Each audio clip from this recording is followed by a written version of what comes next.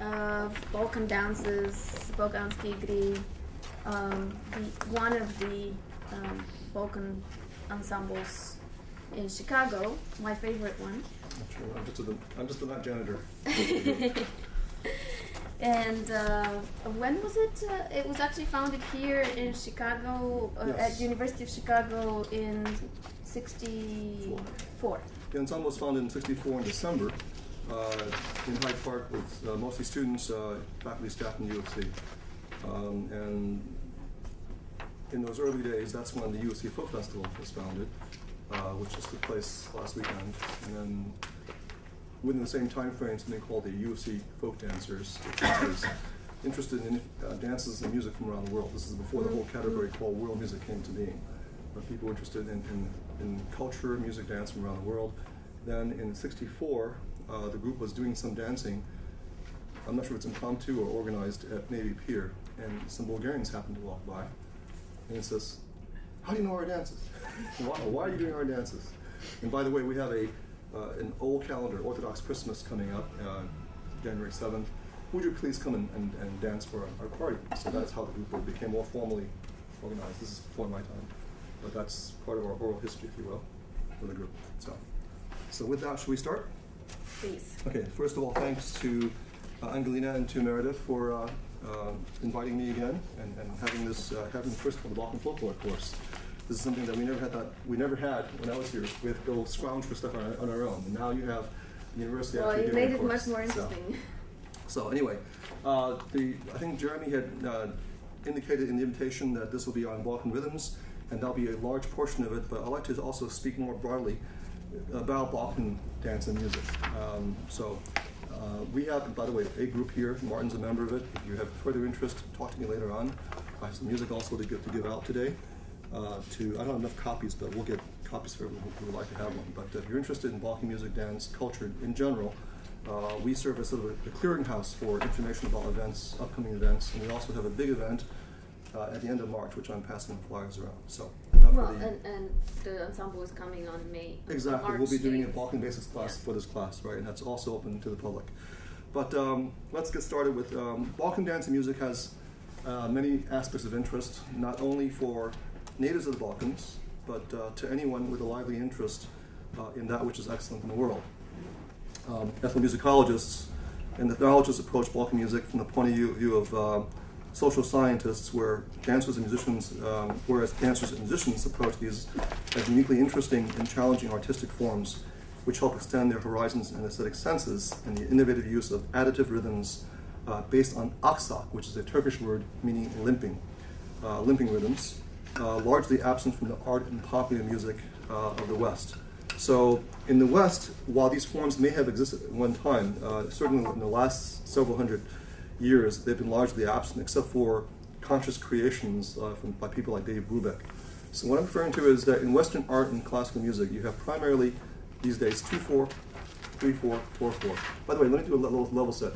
How much, to what extent should I limit or use standard musical terminology? Are most people familiar with time signatures and things of that type? If not, I can describe it simply in terms of long beats, short beats, which is what dances do also. So you tell me what you're comfortable with, and we'll go wherever you like. It's different. Yeah, and that's fine. If I stop making sense, please interrupt me, and we'll reset. So in Western art and classical music, you pretty much have 2/4, 3/4, 4/4, 6/8, and that, whether you talk about Beethoven, hip hop, those are your time signatures that exist in music. And what's interesting is that if you look around the world, and particularly in the Balkans, you have this tremendous wealth of variety of meters, of metrical forms that range not only through the ones we mentioned, but also you have 5/16, 7/16, 9, 11, 12, 15, 18, even 25/16. Okay? And that sounds sort of forbidding, and it sounds like, how can anyone follow that music? How can anyone play it?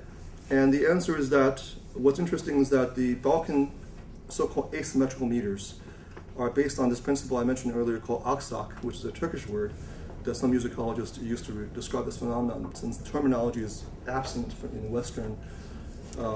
Western conception of popular and art music.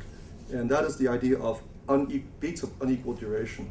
In the Western canon, beats have to be of equal duration, okay, at least in just about all the music that you come across, popular or classical. But in the Balkans, for quite some time, there's evolved the concept that you could have unequal beats.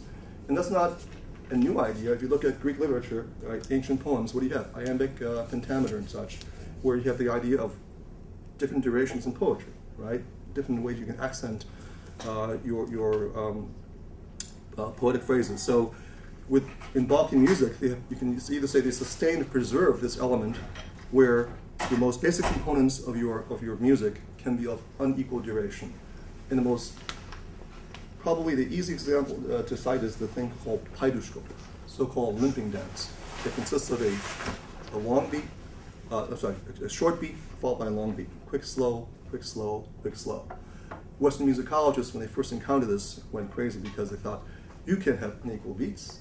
We have to force this into a scheme where it's little even beats. So they listen to it and then, well, it's really 1 2 1 2 3, 1 2 1 2 3, right? 2 3 2 3. Now everything's back in order, right? The commonplaces are preserved, and Western civilization is saved.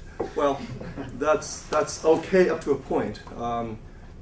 If you're listening to certain genres of Balkan music that keep pretty strict to that kind of metrical idea, especially in more recent times when you have state conservatories teaching folk traditions, quote unquote, then they actually reading notes off the page, and then yes, they'll play a 5/16 or a 7/16 or 9/16. But actually in the village, in its original setting, in the original sources, whether you're talking about an Albanian shepherd or a Macedonian villager or a Bulgarian peasant somewhere in the mountains, in the Stara Planina, their conception of music may not conform to the idea of separating these beats into discrete, smaller beats. Right? For them, it's a limping rhythm. Dum da, da dum da, da dum da. And in fact, all of you have this rhythm in you. Right? You're born with it. Your heart. Remember your biology? Love dub, love dub, love dub. So all your life, you've sustained this most basic component that's characteristic of Balkan music. Right? Quick, slow, quick, slow, quick, slow. Your heart isn't beating even beats, and neither does Balkan music. Balkan music has, as I said, even meters, but it contains the most basic, the most natural, the most human characteristic of having this dum da, da dum da da, da dum da da, da dum da. And in fact, we've done collaborations with a Native American ensemble, and they call it, in fact, the heartbeat rhythm. So pretty neat, huh? I mean, who knows? I mean, there's no research that's shown whether this heartbeat rhythm once existed in prehistory, and the Native Americans carried it across, into North America, and meanwhile the nomadic tribes in Eurasia carried to the Balkans. No one knows. I'm not sure anyone can say. But it's interesting to know that in the Balkans, you sustain and retain this basic component, which then is used to build the entire edifice, all these complicated time signatures, as expressed in the Western musical notation, of course. Later on, I'll break it down and show you it's really much easier than thinking about 25/16. So if you hang on to the idea of this quick, slow, we'll use the heartbeat rhythm for now, or limping rhythm, as they call it in the Balkans, okay? Then that is our basis for understanding Balkan rhythms. So am I talking too fast? You still following me so far? In fact, let's get an example of that. The audio, the fourth track should be paidushko. In fact, let me give you my script here, so you can follow with me.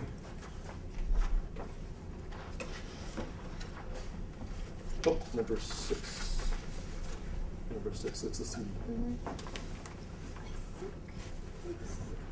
If not, we can play on the tarabuka.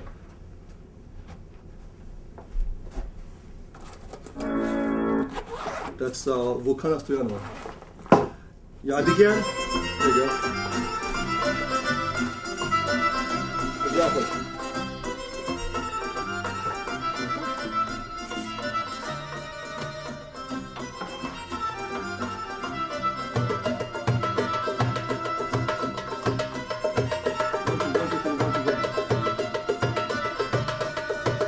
That's how Western musicologists account it.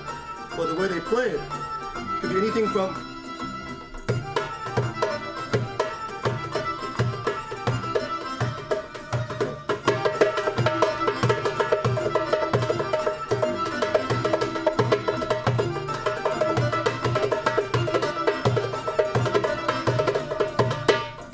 have to be exactly 1, 2, 1, 2, 3.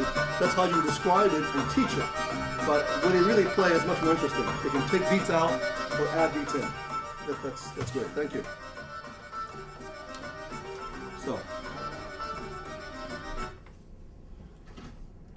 So, anyways, in our classroom session, our focus will be centered on a practical demonstration of Balkan rhythms and listening to some samples of Balkan music.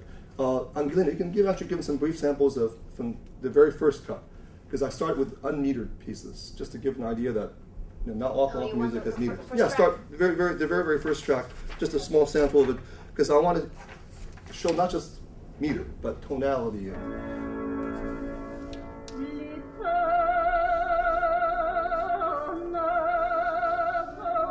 This is a great singer by the name of Volkana Stoyanova, who was from Thracia, from Thrace.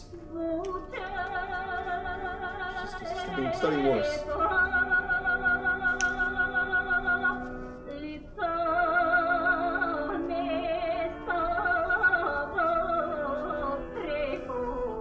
It's a lament about the classic story of a Slavic, white, Bulgarian girl who gets mixed up with a dark Roma, and the consequences of it. And her husband, your fiance, Stoyan.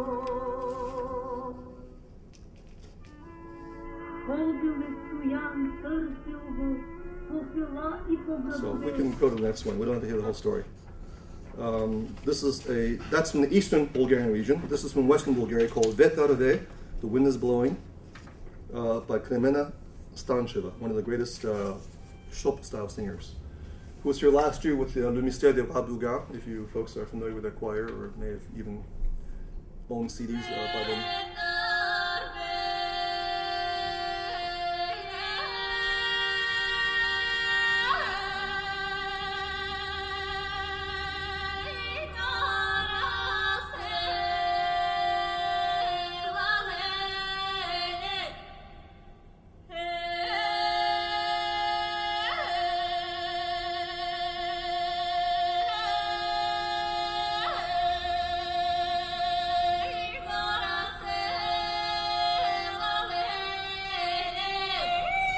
Right.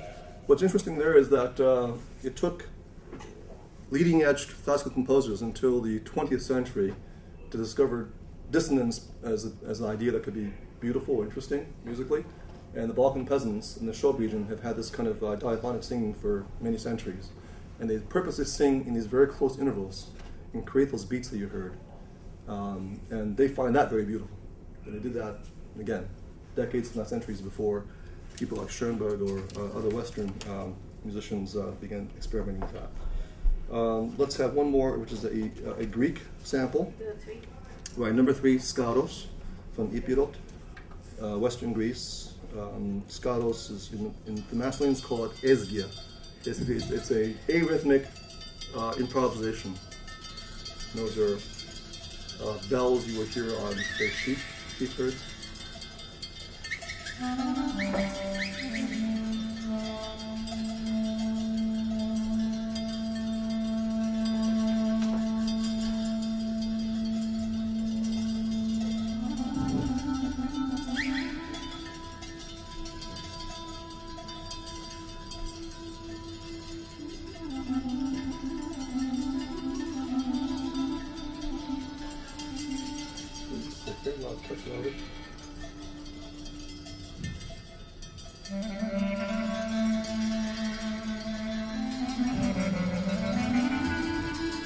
If you find this interesting, the gentleman playing is James Stoyanov, who is of Greek Macedonian descent. He lives here in Chicago,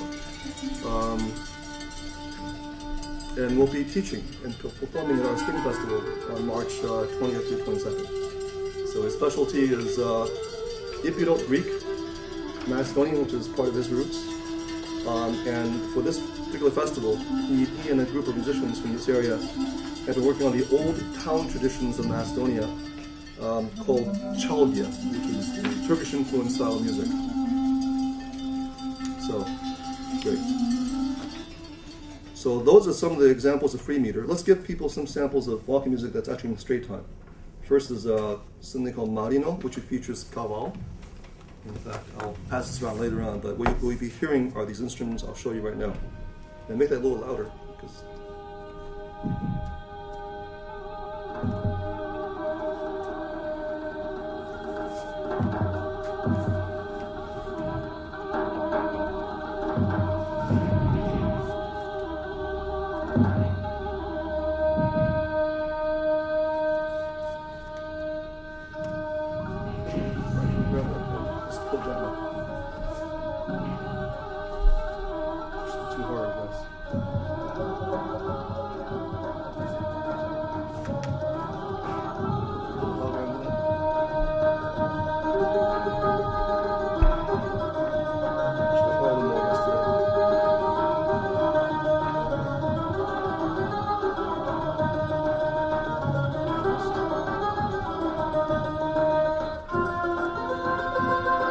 Now you hear the tambura, which is a string instrument similar to a mandolin. Usually in either 2 courses, 2 double courses in Macedonia, or 3 courses in Bulgaria.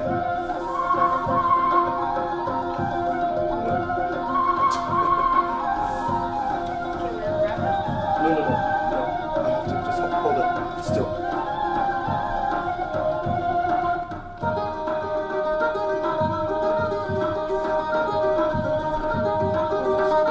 There we go.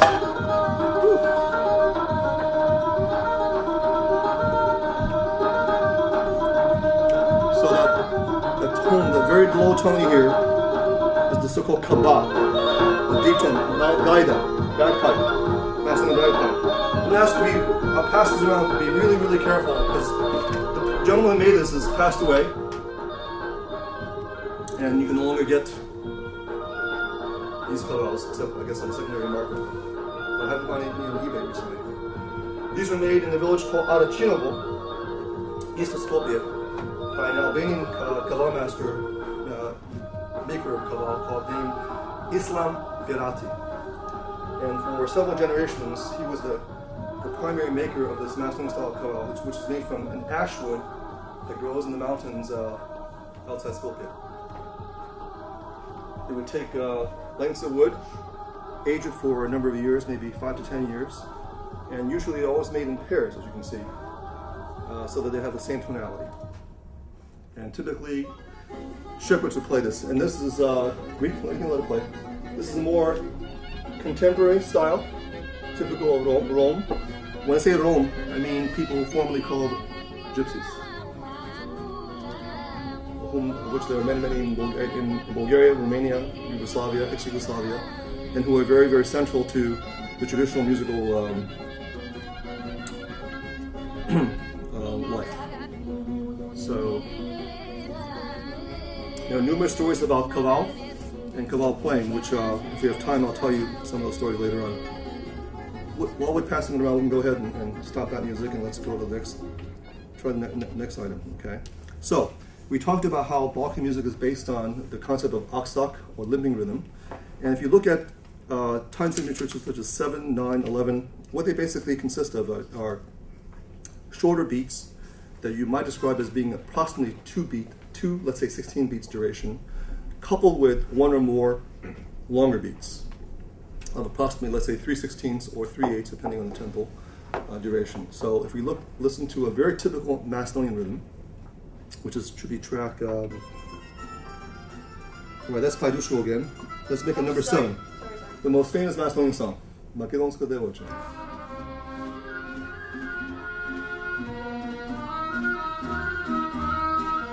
This is a song that extols the virtues of Macedonian girls.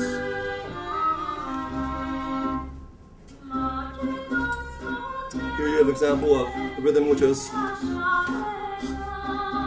slow, quick, quick, slow, quick, quick, long, short, short, long, short, short, which musicologists using Western notation have decided is 3 plus 2 plus 2. 3, 2, 2, 3, 2, 2, 3, 3, 2, 2. Let me play singly. 1, 2, 3, 1, 2, 1, 2, 1, 2, 3, 1, 2, 1, 2, 1, 2, 3. But nobody plays it this way, right? The native musicians would.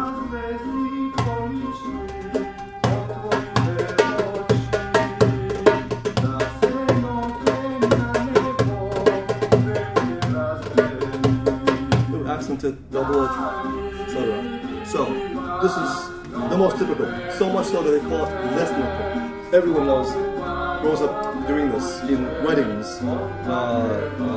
celebrations in monasteries. They call them sabor. And anytime Macedonians get together. The next one is the same thing. We don't have to play. We can just give us a small sample. Same rhythm, different melody. More soko pie. It's probably comes from the time of the so-called Bulgarian revival. Song from the Macedonian region, but popular throughout Piedmont and Vardar regions. The song is about a hawk drinks from the Vardar River. And the instrument you're hearing is called a tambura, with a kaval in the background.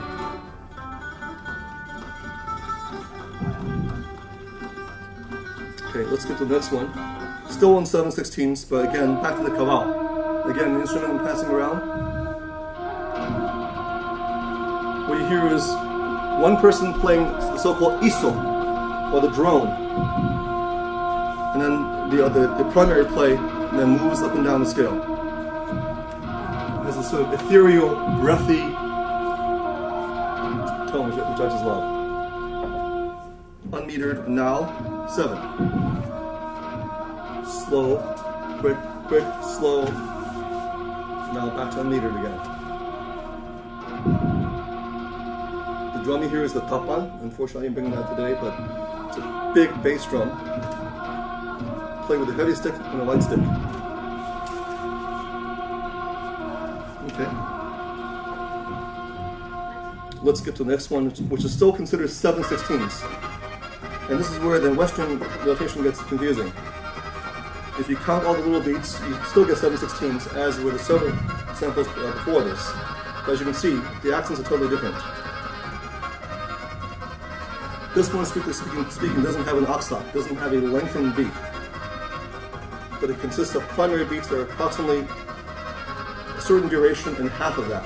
So the musicians say it's 2, 2, 1, 2, 2, 2, 1, 2. Slow, slow, quick, slow, slow, slow, quick, slow, slow, slow, quick, slow, slow, slow, quick, slow, slow, slow, quick, slow.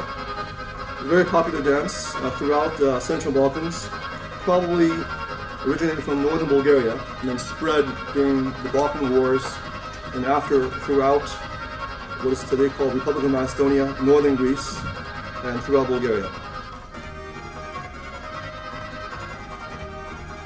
Okay, let's go to one more.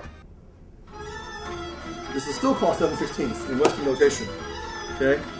At this point, tambura. Can anybody tell me what the groupings are? Or quicks and slows? Not you. No, you can just go off there.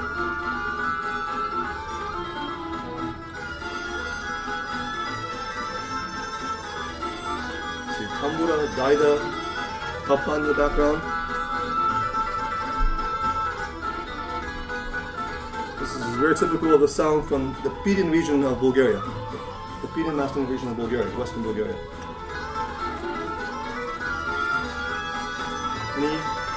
Any candidates for what this meter is? Just tell me in quicks and slows. Or time signature if you prefer. No one? How many beats in the measure? By the way, don't feel bad. A quick story. One of my good friends and who studied Balkan dance with me, named Laura Fenster, who teaches at the Sherwood Conservatory. She's a concert pianist and teaches at the Sherwood Conservatory. Herself has a teacher who will remain unnamed, but is a distinguished member of the Montreal Conservatory and who's considered a world-renowned expert on rhythm. And when she played, after she's been studying Balkan dance for a while, she played some of the Balkan music samples for him. And this poor fellow, who was a world-renowned expert in rhythm, couldn't get it. He was just absolutely furious. So don't feel bad. For those who are not schooled in Balkan music, even though they may be otherwise very, very literate in music, the Balkan rhythms can be a challenge. But once you understand the idea of the oxop, it becomes trivial. This is 3 beats to the measure. Quick, quick, slow. Quick, quick, slow. Boom, da, da, boom, da, da. Boom, a little louder. Boom, da, da, da, boom, da, da.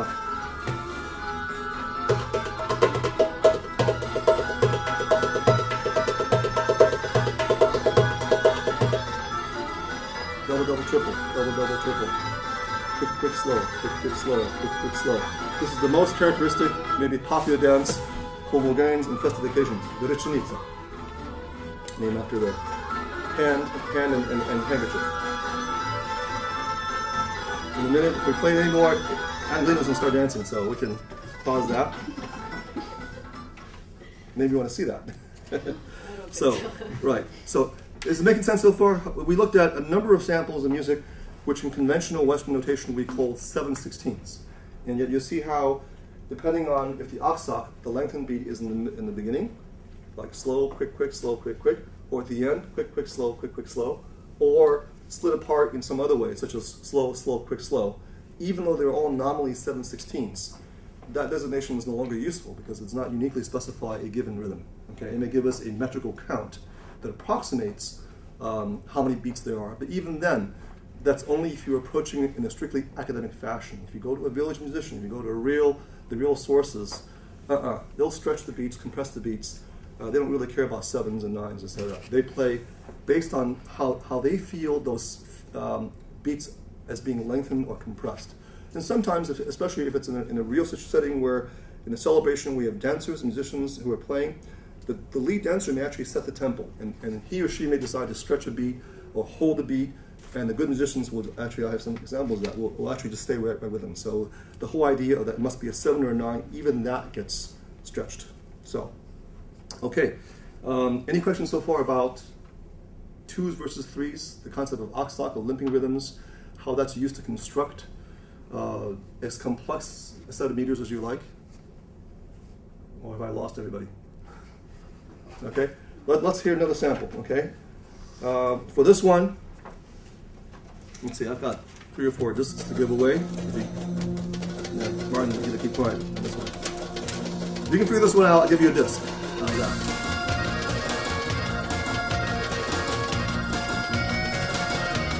And they're smiling because this song is from their country. It would help you. The singer is Slaka Cultura. Now you should know what the word meter is, right? She's from Yambo in Eastern Thracia.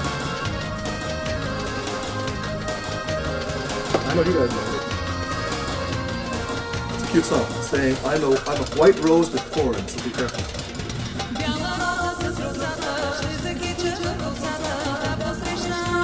Sorry? I'm sorry.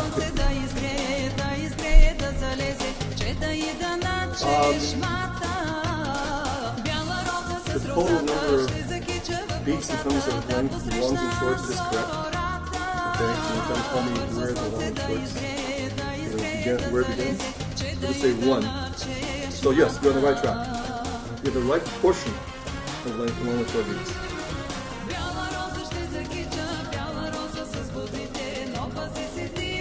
This brings us to another interesting idea. This is completely unconscious for English speakers. In the Balkans, especially let's say for people who speak Serbian, in Serbian language, there is no direct association between length of the syllable and stress. So for example, the word for the peasant footwear made of leather, optanci, accent is on the op, but the A is long. If you ask a Native American English speaker to repeat that back to a native setting, unconsciously he or she will say "opanci," because in English, unless you're from the South, you say guitar. Most people say guitar, like a long syllable with stress. In this case, what's maybe confusing is that the first count that's accented is not necessarily the long count. I say, if you're American, you try to think of it, the lengthened count, ought to be stressed, and that's got to be the first count. Right? And that's a very natural, unconscious association. So tell me again what you just said. If there is a meter and rhythm that goes with that, then not this one. We go one more time. Anybody else?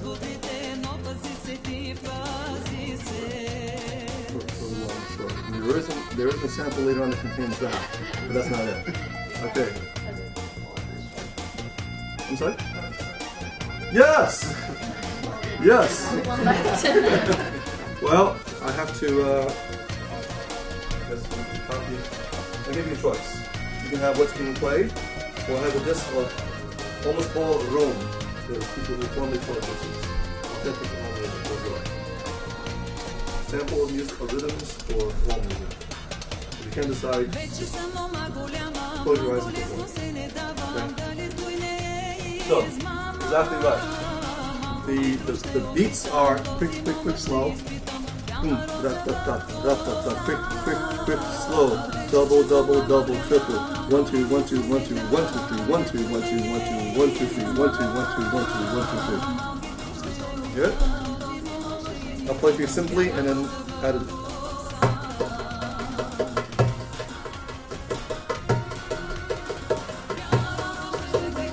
1, 2, 1, 2, 1, 2, 1, 2, 3. 1, 2, 1, 2, 3.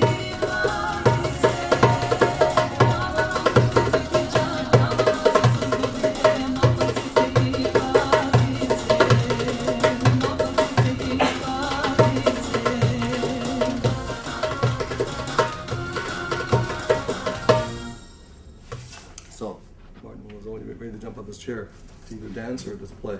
So very good. So that is what musicologists call anomaly in a 9/16 meter.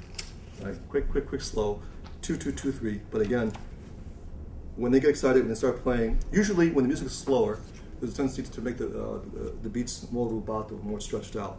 When the music gets faster, it tends to converge toward more of a standard 9, 7, 11, and what have you. Okay. Next one. Let's play that. Now we're going to go to Greece. Ooh. Oh, I beg your pardon. Somehow these out of sequence. It's actually number 12. That's fine. That's fine. Let it play. This is another example of 9. A slower 9 from Macedonia.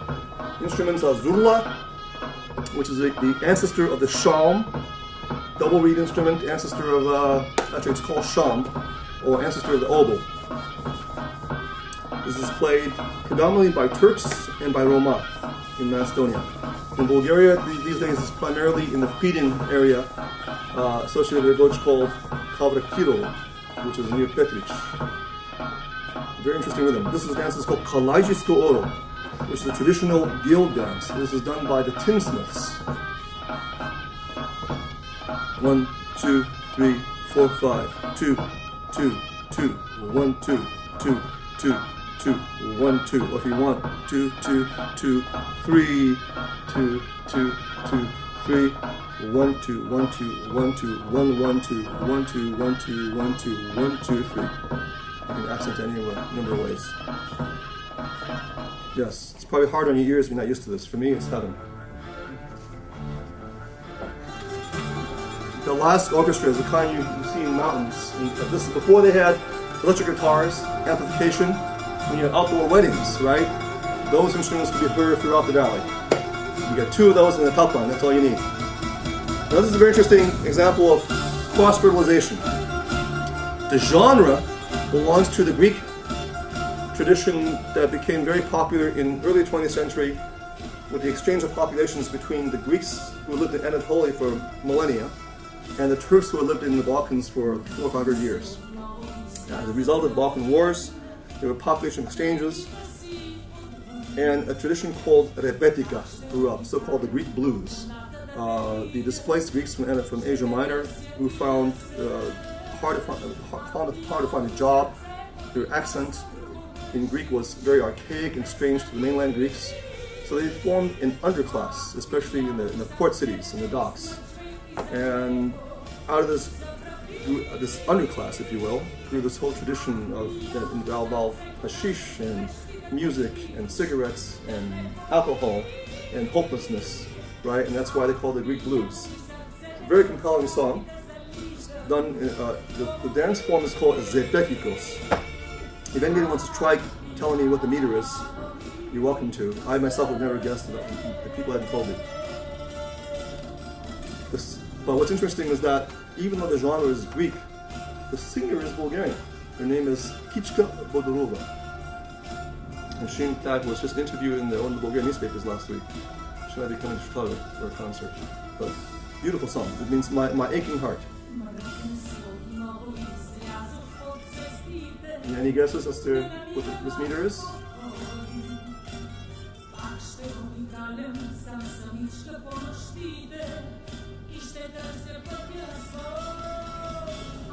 Quick, slow, quick, slow, slow. And then quick, slow, slow, slow, begin. Quick, slow, quick, slow, quick, slow. That loose. Quick, slow, single slow, quick, slow, double, slow. If you count all the beats, it's a 9/4. But the accent totally throws you off. I'll count a few once and 9. 1, 2, 3, 4, 5, 6, 7, 8, 9. Begin.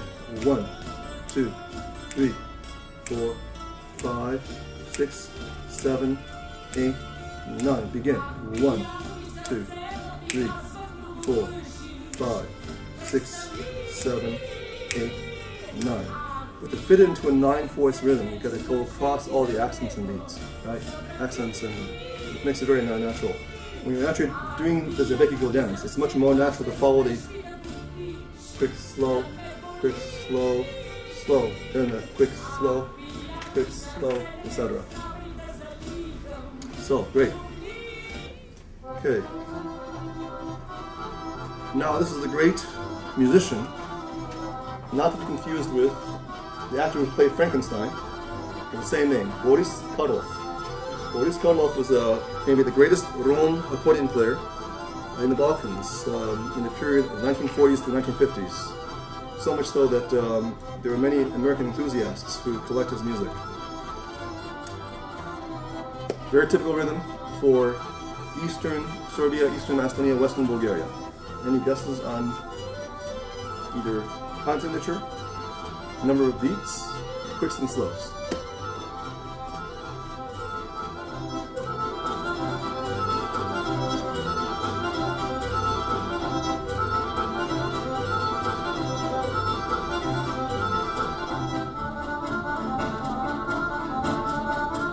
Have you heard of a local musician named Howard Levy? A very good blues harmonica player, jazz pianist, plays in Brazilian groups. One of the most talented musicians in town. He has a really nice bluesy interpretation of this piece. An album he recorded some years ago. No takers?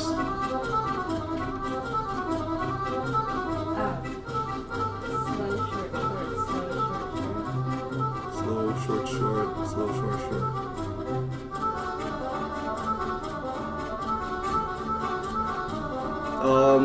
I'll come back to you on that one. Is it quick, slow? Well, the answer is yes to both of you, depending on how long those slows are. Are they, 3 beats, 4 beats, 5 beats? So you have to tell me more explicitly. If you can tell me in terms of the most basic component of quicks and slows defined as 2s and 3s, that'll be the most clear and explicit way to tell me if you figure out the rhythm. Can you tell me in terms of 2s and 3s, or will it help you if I do it here?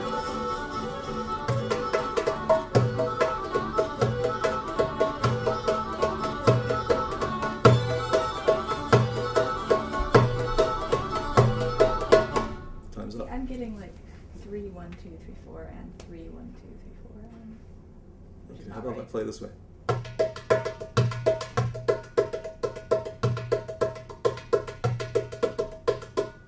I'm actually playing on every 16th note.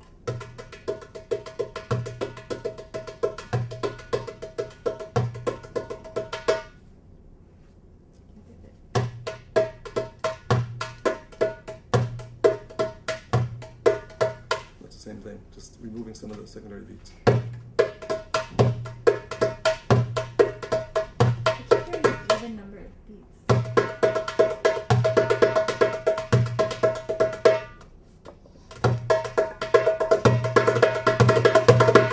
That help?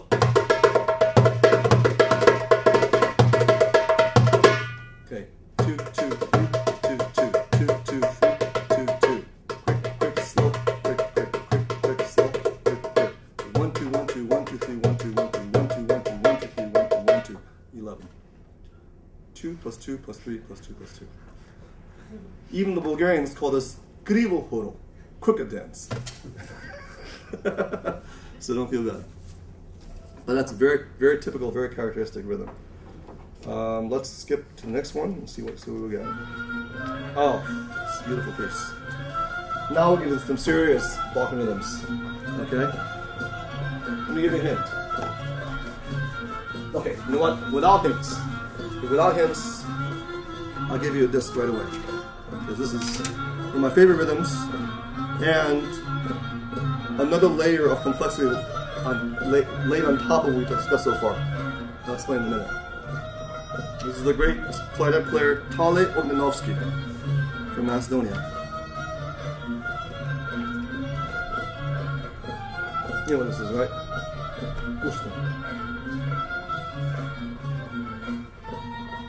Any guesses? Quick, slows, time signature, total number of beats in the measure. If it help you, I can play on the tarabuka.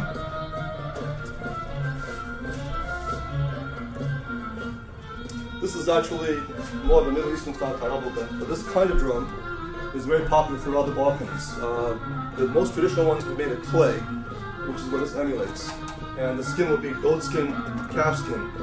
And in recent years, of course, they make these things out of cast aluminum, they make them out of fiberglass. They put mylar, or either plastic or mylar tops on top, skins on top, not really skins, but drum heads on top. Any guesses? This dance form is called pushtina.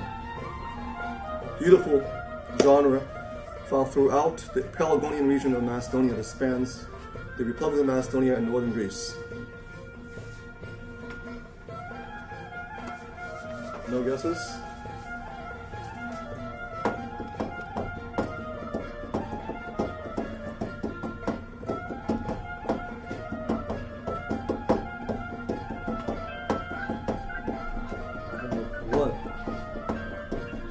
One.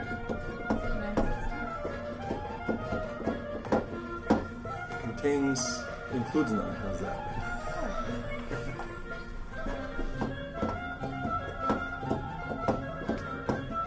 One.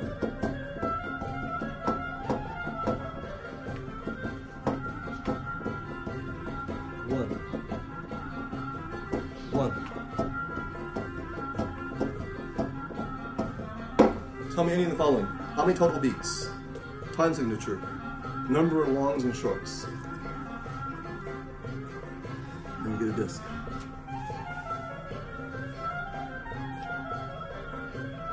Well, even if you remember the name of the dance, not you. Yeah.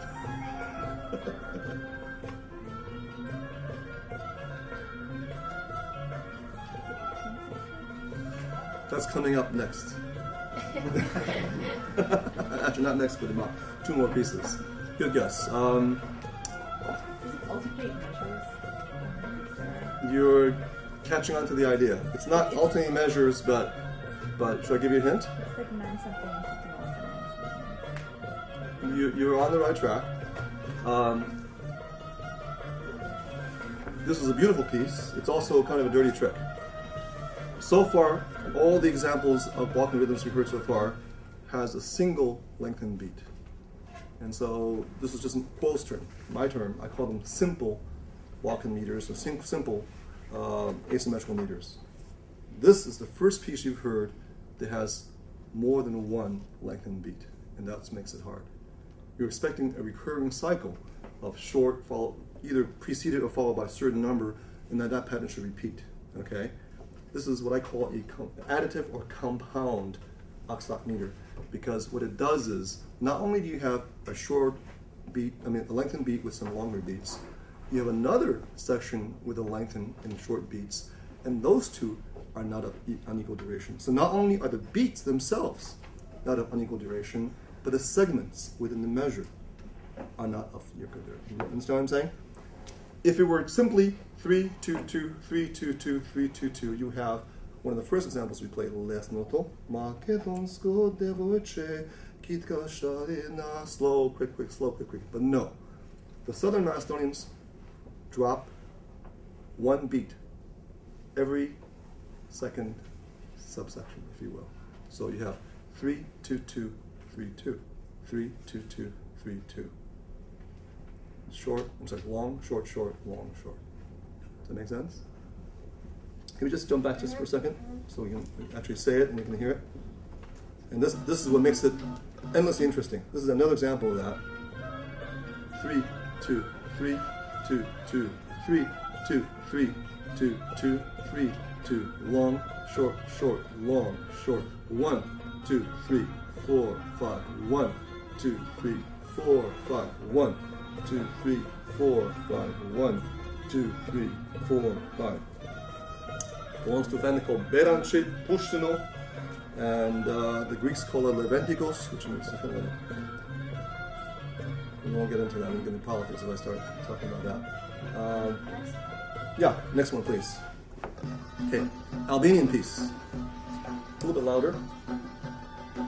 Play an ashadigia, which is a pluck string instrument, and then you see right there. Maybe a little bit louder. Any guesses on the rhythm? Or meter? By the way, the last one, the meter will be 12, obviously, right? 1, 2, 3, 1, 2, 1, 2 is 5. 1, 2, 3, 1, I'm sorry, 1, 2, 3, 1, 2, 1, 2 is 7. Then 1, 2, 3, 1, 2 is 5. 5 plus 7 is total of 12, as musicologists have notated. Okay, if it helps you,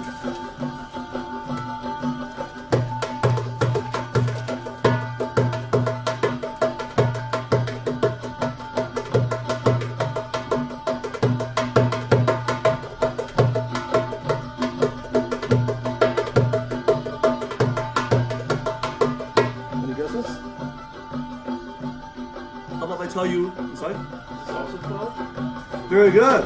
Excellent.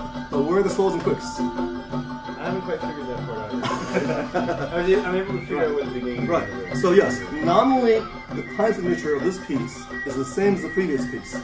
They're both 12s, but the longs and shorts are shifted a little bit. Okay?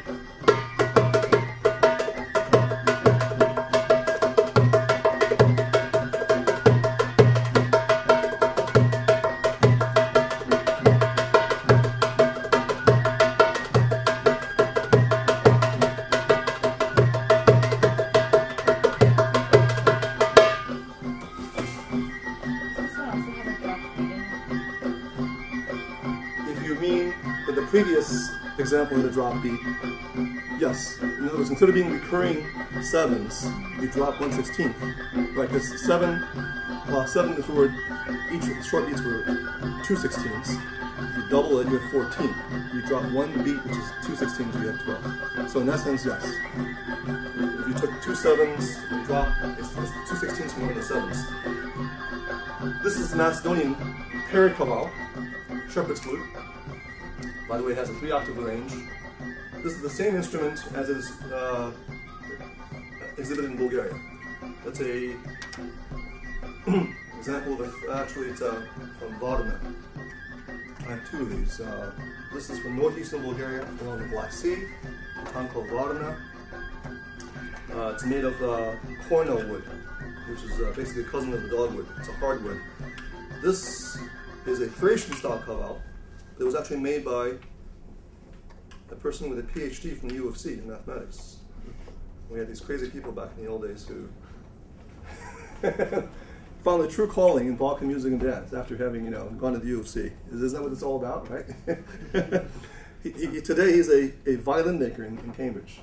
But after he got his PhD in mathematics, he was probably teaching some junior college somewhere in California, wherever, but had gotten deeply into the Balkan music and dance scene thanks to Ensemble Balkanske Igre, which he was a member of, before me. And while he was in California, doing his menial academic job, but working at his passion, he began making really great instruments, Balkan instruments. This is the 44th kaval he made. And the kaval makers will always put their initials in the back. You'll see DG, Dave Galber, good Bulgarian name, 44, because he was the 44th instrument. It's actually made from kokoboli, which is a very hardwood found, I believe, in Central America.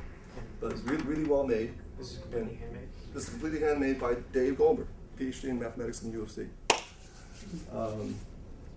But it's made exactly in the Thracian style. In fact, Theodosi Spasov, whom I showed it to, was quite complimentary toward about it. And the other one was with horn. Right, the other was with horn. So the the Bulgarian peasants, I guess, figured out what Western flute makers had figured out, which is when you have a really long instrument, you have two choices. You have to have they call it like a tree, basically two rods that can keep this really straight. By the way, if you promise to be really, really, really careful after you've handled the Bulgarian kaval, I want you to, and just please be careful of the tip, which you can see is really, really thin. But after you handle the Bulgarian kaval, see how light this is. Okay, this is made of ash wood. That's made of, traditionally made of pear wood. But the two examples I have here, the first one is made of cornel or dogwood, and the second one is made of cocoa boli. Oh, gee, you don't need oil on you, do you? I should oil these. And these are so tight. After I take them off, they also won't come off. Okay, I'll just risk one of them. Yeah. What happened was in this old master maker, Islam Ferrati, was a very upright fellow. He made his kavals. He didn't change his prices.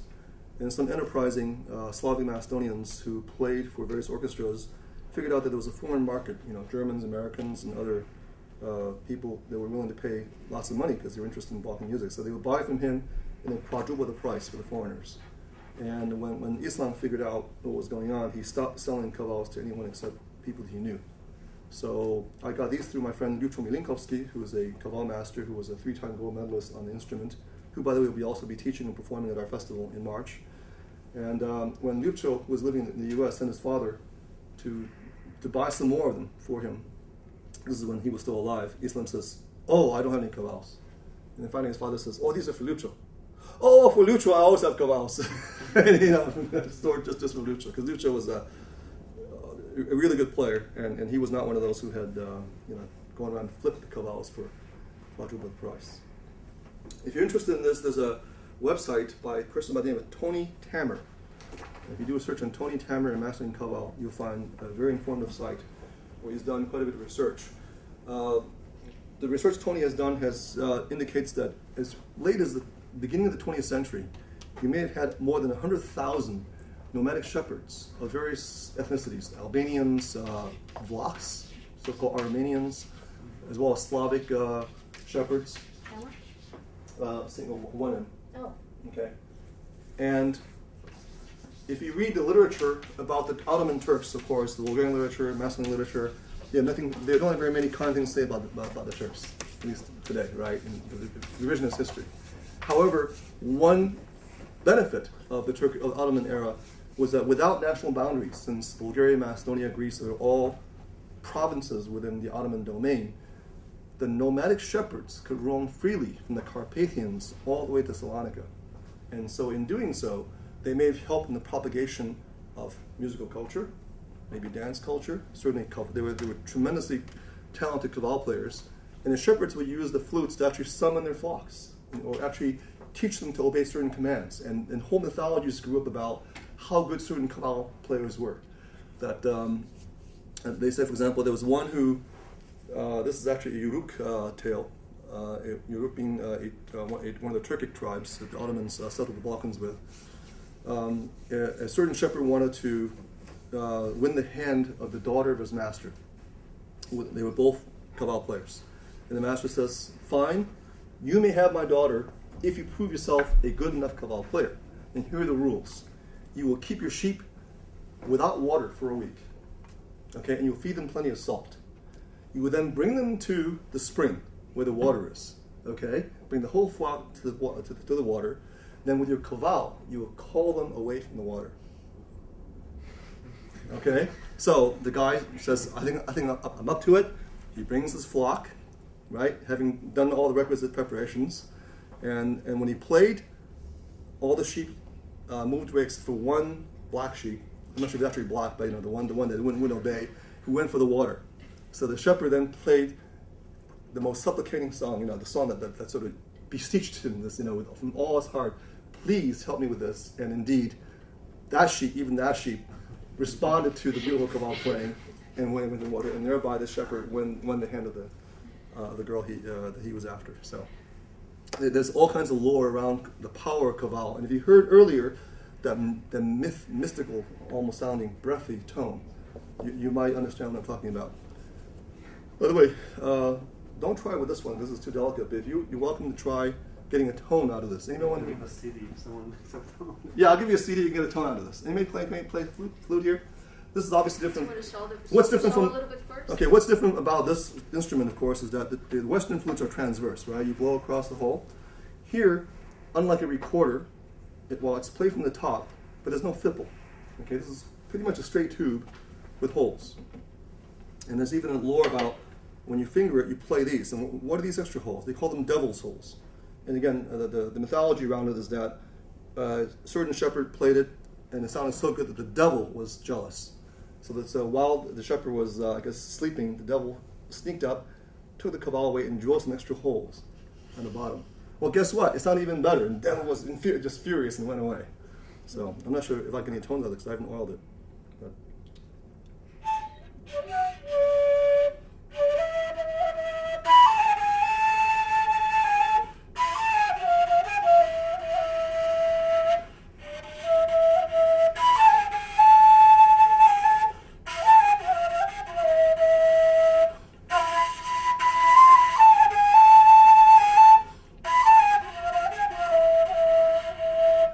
Not a very good kaval player, but at least I'll give you some sense of what it sounds like live. If anyone wants to give it a try, it took me 3 days of hyperventilation to get my first tone out of the instrument. The key is to use a stream of breath that's no stronger than what it takes to whistle, okay? And then you split the stream. You can't do it. You cannot do it straight on. You start straight on. You place. Let's say if you're right-handed. Place the left edge against the center of your lip, then you tilt it at a proper angle, keeping the stream toward the center, and then with the right amount of breath, if you change the angle, it stops. You have to find the exact right angle.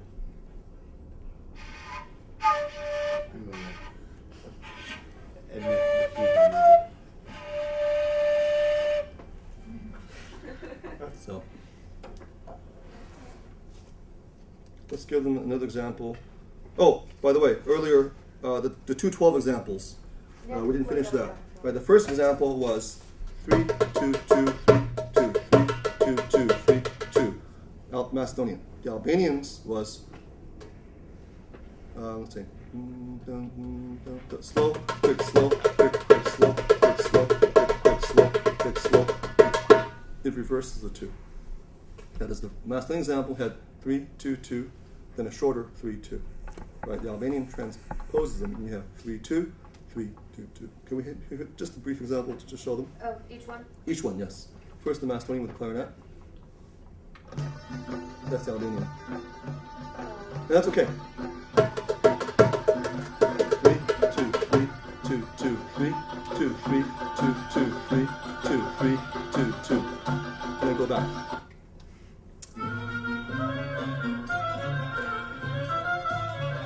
This is 3, 2, 2, 3, 2, 3, 2, 2, 3, 2, 3, 2, 2, 3, 2, 3, 2, 2, 3, 2. Great. Let's go to the next one. Postupano. It should be number one after the Denica.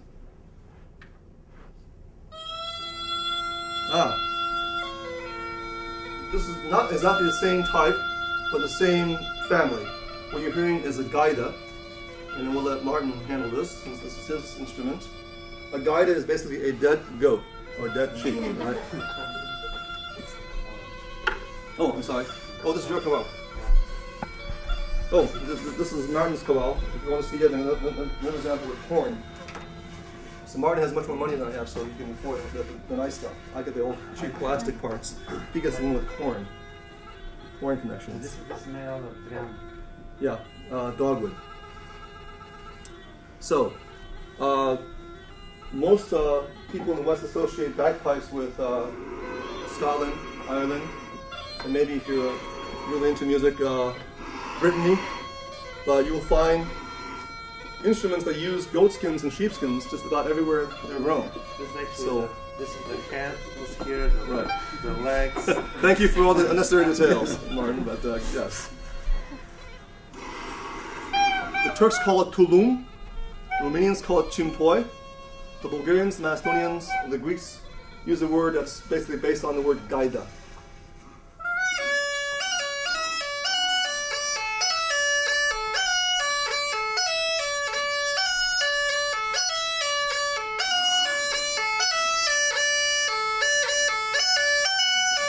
No drum?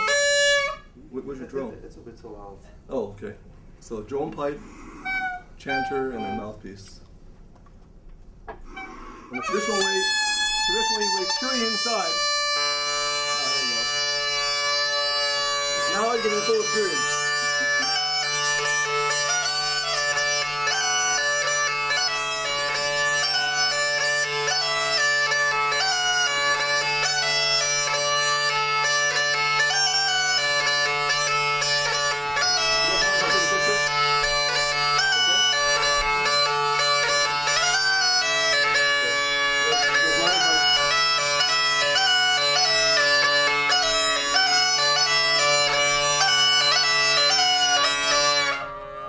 Thank you, Martin. And in fact, some of the oldest, that's maybe one of the very oldest instruments. There's a song called Nestinarsko, which is a firewalker's dance, which is traditionally played on gaida, which folklorists date to pre-Christian Dionysian rites in Thrace. And if you go back to the ancient inhabitants of the Balkans, who do you have? You have Thracians, you have Illyrians, you have Dacians in what is now Romania, and Moesians in the Central Balkans. And so folklorists have traced a certain dance called Nestinarsko that used to be used to welcome the coming of summer. It was done on the summer solstice. And the old Thracians would build a big bonfire. I guess they also do this in the South Pacific. Let the fire die down. You get these glowing embers and ashes, whatnot, and they would work themselves into a bit of a trance or a frenzy, and they would dance across the hot coals and to the music, to the sound of Nestinarsko Horo. So. Still done some. Yes. So old Thracian Dionysian rites, and Martin will be leading that outside in June, right? June 21st. Don't miss it. So we were playing a little bit of the postupano, which is from Macedonia. Kaval. You're hearing again this thing, my favorite instrument. I hear them go up the register. One stays the drone, the isol, stays there. The other one's playing the melody. And the very breathy tones called kabal. The best players are actually able to get two tones at the same time. They're able to get the tube to resonate at a deep fundamental frequency, even while playing the melody on top of that. So when I was playing earlier, I was just getting the primary. But the best player, you hear this, that sound. Okay, gaida. Now top on. Rhythm. What's rhythm?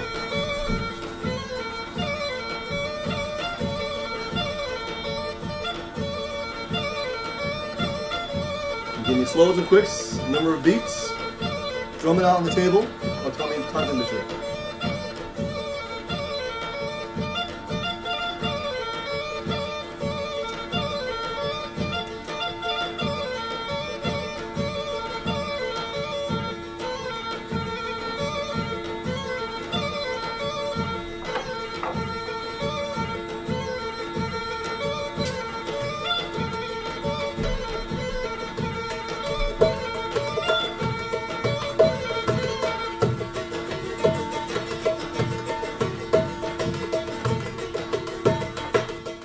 Masculines would say cowbell. The Bulgarians say wow.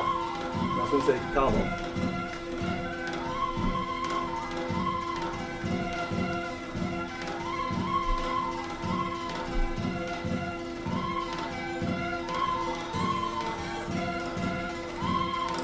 The Greeks say jamada or plohira.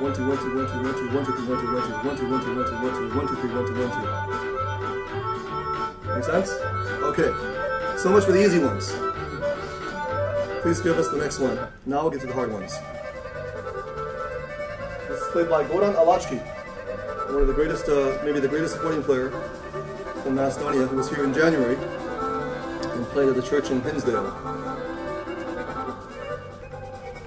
This is not a naturally occurring rhythm. It's not a rhythm that's from the village. This is really a composition created by his teacher, Georgi Dimchevsky, who was a music director of the National Folk Ensemble. But it uses elements of the Aksa in a very compelling, interesting way to create a composite rhythm that has not existed, in the real village. That's a beautiful piece. Tricky place.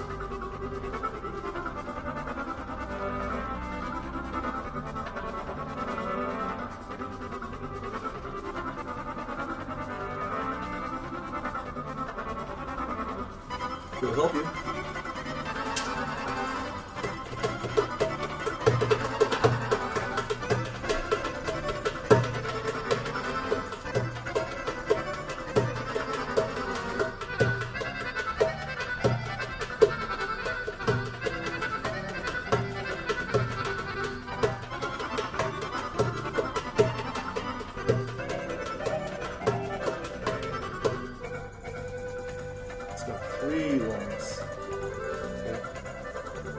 Go to the next one and give you a chance to tease it out? I should just tell you. Okay. 17.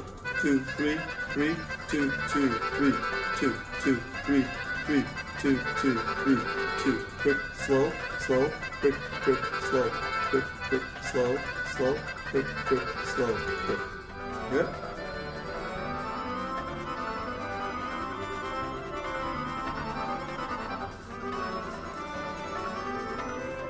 Okay, next one is actually authentic from the village, found in Eastern Serbia, Macedonia, and Bulgaria. It's called Jove, Malaj, Mome. Jove is like Joan, Malaj, Mome means young girl, young maiden.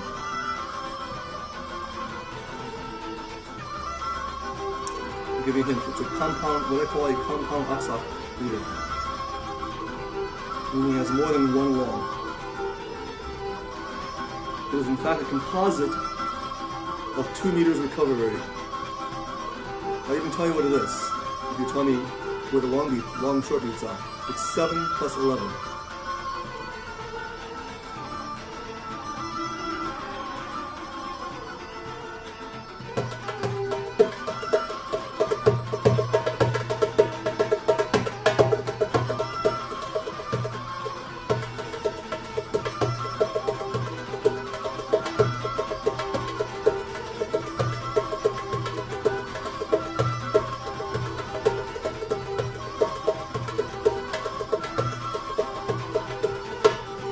Any idea of total beats? Longs and shorts?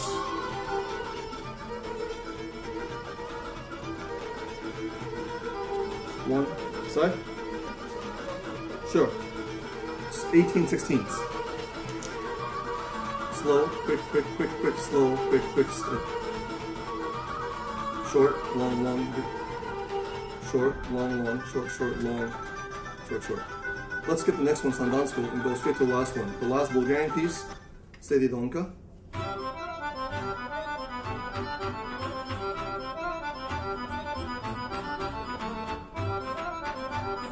I'll just go ahead and tell you what this is. Unless you've got an instant epiphany.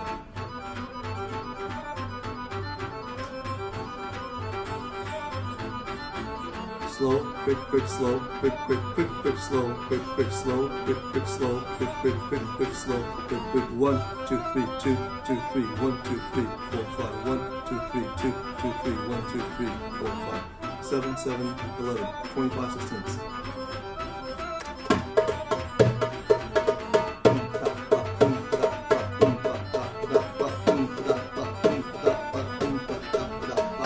So, we covered meters from 5 to 25. I hope it's not been too confusing, but this give you a sort of a flavor of how rich, and there are many, many more that we have not gone into, but those are the most typical meters you'll come across. Okay, you can stop that music. Any questions about the concept of lengthened beat versus short beat, how they aggregate it, how they use those to build up meters, which in Western notation are written anywhere from 5/16ths, or in this case up to 25/16ths. Still making sense? I like to. One of my other areas of interest is Roma culture. That is. I just wanted to. I mean, obviously everybody's welcome to stay, but yes. Also if you guys need to leave. Okay. It's fine to do that. Okay, but this is the end of the class. End of the. Yes, the right. Okay. the length of the class. Yes. So whoever is interested, please stay and we'll talk more. If you need to go, yes, now's your chance. I have some samples of videos that you might find interesting of field recordings I made in '86, '87, both in Macedonia and also in Roma weddings, so-called gypsy weddings. If anyone's interested in knowing more about the festival, about the ensemble, or about Balkan music, we also have a weekly class. You can put down your email address. If you like copies of this music, two possibilities. I can get copies to Angelina, or if you'll come to our Balkan Basics class on March 7th, I expect to have more copies of this. In the meantime, I think that you deserve to have a copy since you either came really close or tried on so many of them. And then whoever else feels they deserve to have one. I have one more copy. I'll just put it out here.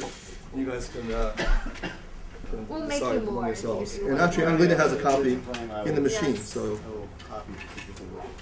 which one is that? Does it say Rome music, by the way?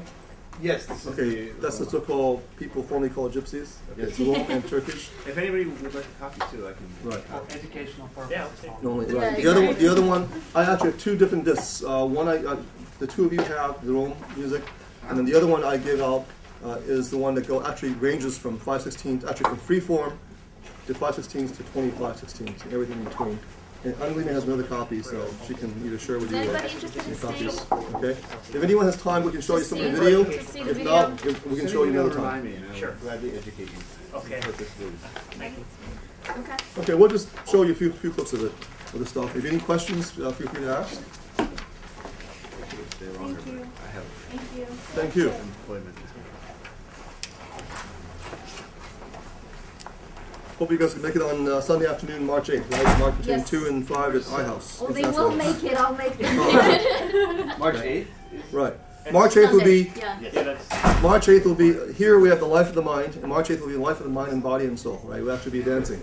Or you can watch, yeah, sure, or you can watch dancing. Well, can we start this? Angelina, can we just start the video? No, just a second. You started. The Tell me how to DVD. skip. Yeah, the DVD. Yeah. We also need volunteers for the festival if anyone wants to.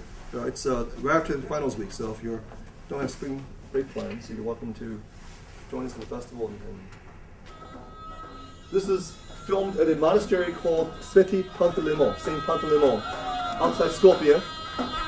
All the musicians, the drummers, and the people playing the zurla are Roma, people formerly called gypsies.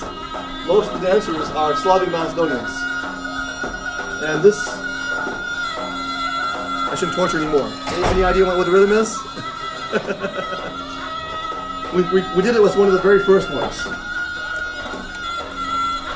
The instruments are those zurna. In English we call them shalm, or double reed, ancestors of the oboe. The dance they're doing is called pravolko or lesnoko. Pravolko means the straight dance, and lesnoko means the easy dance. He's a great drummer, by the way. Showboating a little bit here.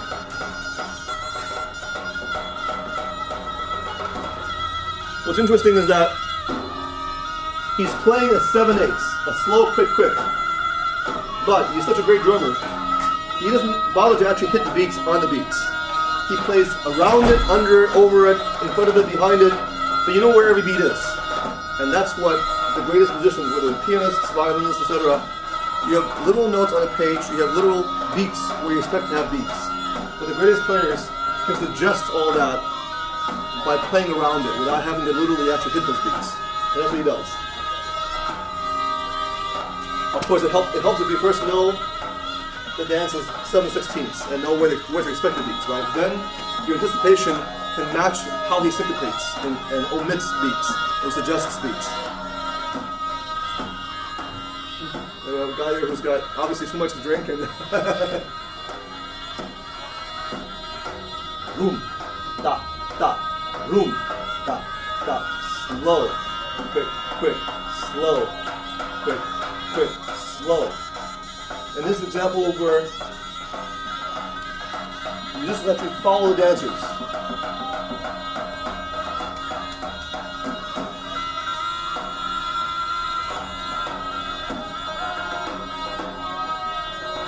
Seeing the tip, the bakshish.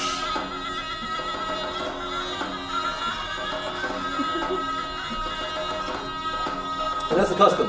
Whoever's leading the line will tip the musicians, now showing off that he's got the tip and reminding others that if they want to lead the line, he's ready to play for them.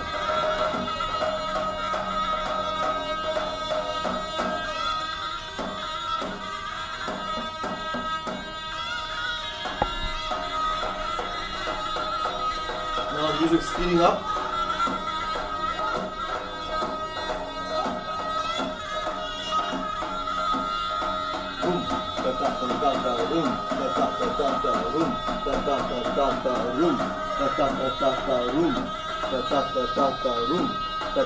You gotta follow the dancers because they follow the beat.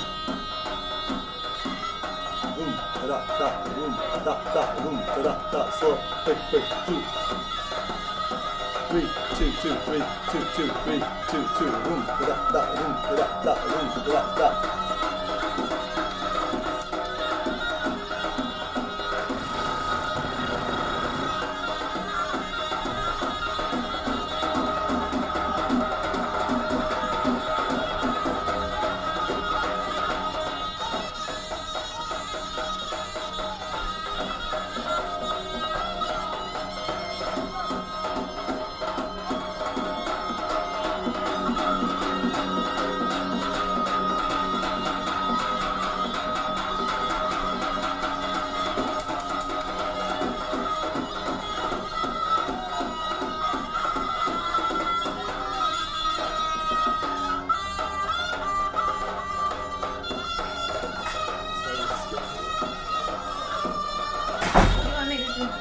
Let's skip forward to a piece in 13/16. This is piece in 13/16. So the guy leading it is probably in the 60s, maybe even 70. Extremely skillful dancer with great style, great spirit. 3, 2, 3, 3, 2, 3, 2, 3, 3, 2, slow, quick, slow, slow, quick, slow, quick, slow, slow, quick, slow, quick, slow, quick, slow, quick, slow, slow, quick.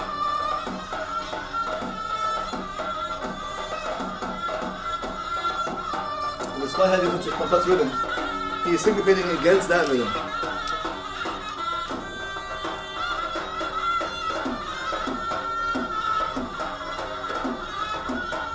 The dance is Ibrahim Hoja. Ibrahim, of course, is Abraham. Ibrahim, last name is drop the H. Ibrahim Hoja is Hoja with the H drop, someone who has made the journey to Mecca.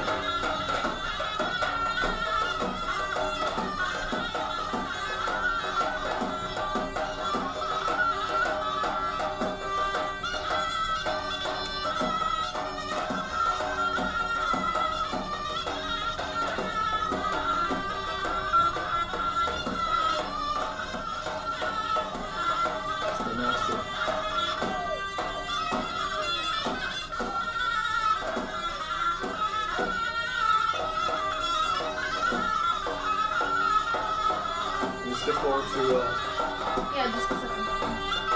style.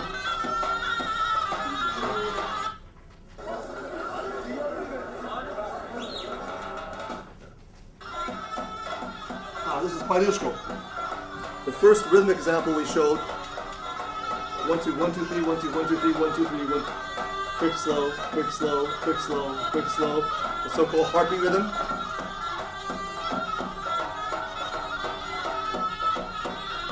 So, in the old days and even today, the monasteries become gathering points for people in the villages on certain saints' days. Everyone will show up on a given saints' day. The Rome musicians will show up because they know there will be plenty of people there, and the people would tip the bands to play their favorite songs. So on this is in August of 1987.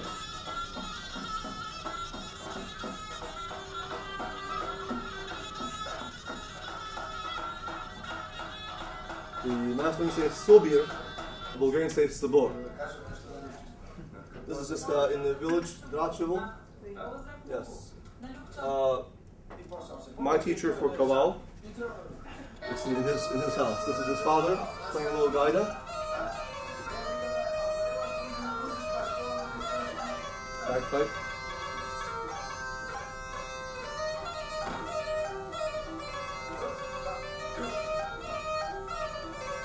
Eleven sixteenths. Quick, quick, slow.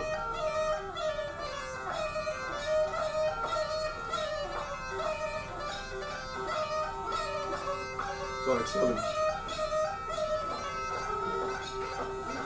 2, 3, 1, 2, 3, double, double, triple, double, double, triple.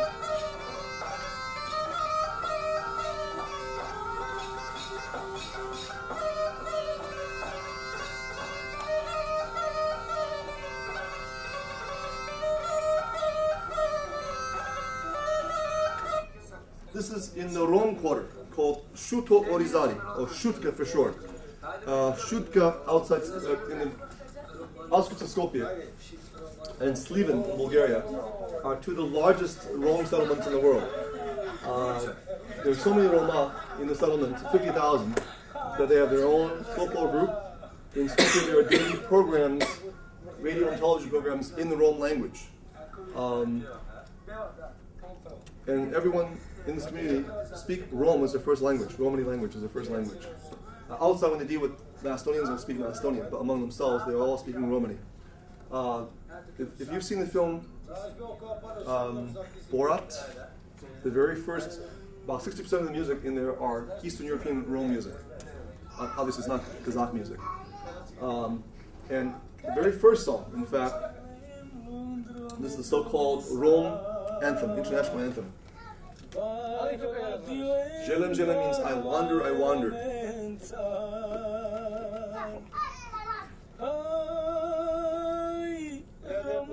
Romale, Roma, gypsies.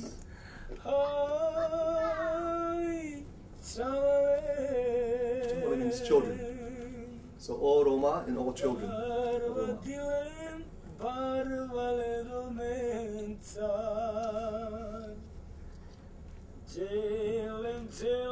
It means I wander the world, I've seen much sadness. It also makes allusions to the Black Guard, which were the Romanian stormtroopers that colluded with the Nazis to kill the Roma and send them to the concentration camps. His name is Raim, a very good singer in the Rome quarter. This guy, Mefo, made my big drum, which I didn't bring today. He comes from a family, a clan, named Idris, who are considered the greatest drummers, greatest Rome. I mean, first of all, in Macedonia, most of the best drummers are Roma, and they are considered the best of the Roma among the drummers. His father toured the world with a group called Orta Nikolov, and in Cuba, he amazed the Afro-Cuban jazz drummers because they were playing with complexity, right? He was doing with the same or better, even greater complexity on 5, 7, 9, 11, 15, etc. They just dazzled him. And all three of his sons are great Tapangia. He's the middle son, he's my friend.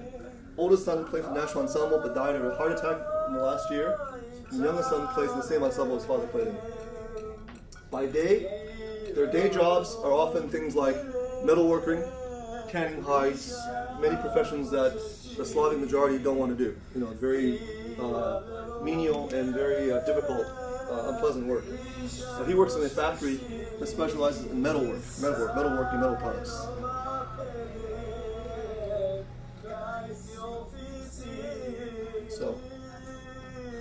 So I was their guest for a better part of a week.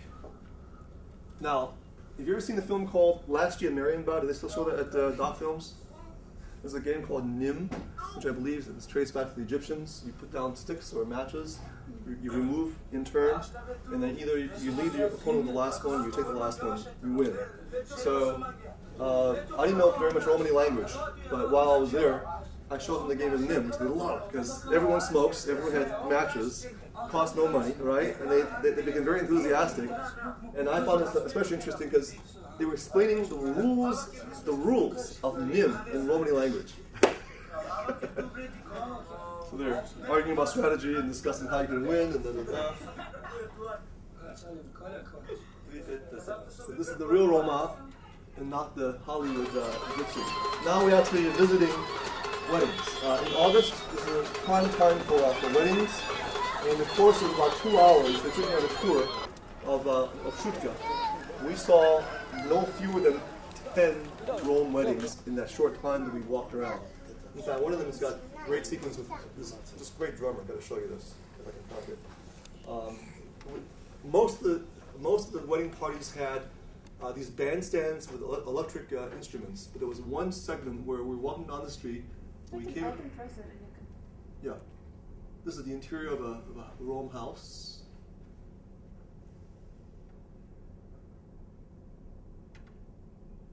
This is just the Rome quarter, showing different weddings that we passed through.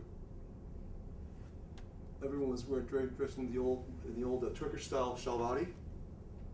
I think in English they call them harem pants, or whatever. I don't know what the proper term is in English.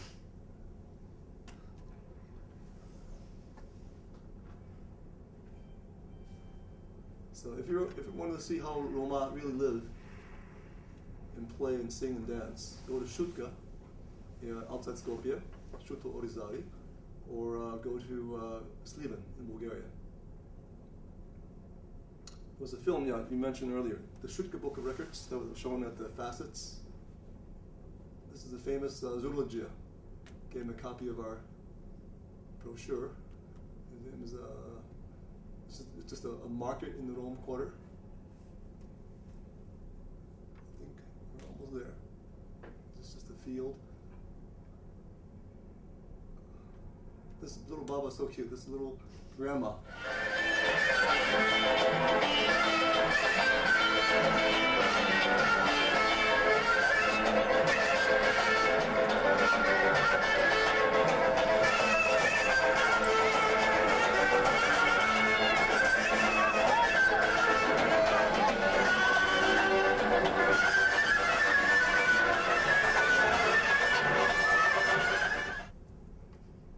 Anyways, the very first song that opens the film Borat, it's called Çay Şkeriye, sung by a woman named Esna Recepova, whose cousin, Shani Rifati, will be coming to our festival to teach Rome dances and songs and culture, and give culture sessions on Roma.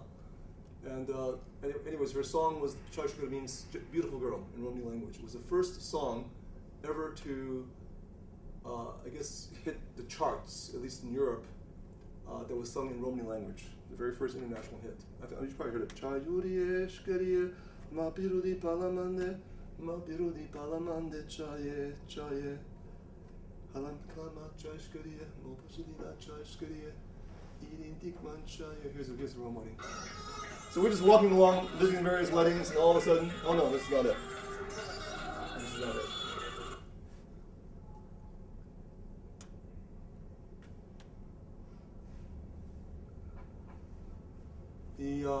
In 1963, a huge earthquake hit Skopje, devastated the city, leveled large portions of it. The Roma, who were living in a quarter called Topana, were offered land on the outskirts, so many of them settled out there. And even though that was 30, 40 years ago, you see that many of the housing still looks very temporary. You have corrugated metal serving as the main structure. And for these weddings, there's an ingenious system where you have a horse-drawn cart that arrived with planks of wood, trestles, huge pots that they cooked in. And then once they arrived at the wedding site, which was held right in the street in front of the people's houses, they would take the pots off, build fires, cook the food to be served to the guests. These long boards and trestles became instant tables that lined the sides of the streets.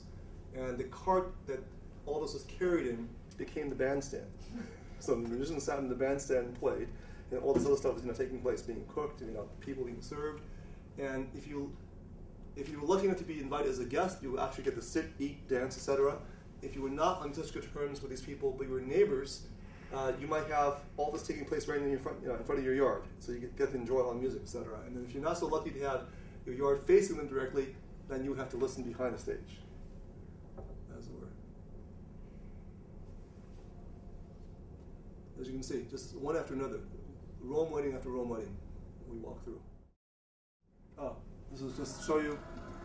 This is a shepherd with his flocks, running right adjacent to one quarter in Skopje. And earlier, the bells you heard in the Skados, in the Greek section, are the same kind of bell you're hearing right now.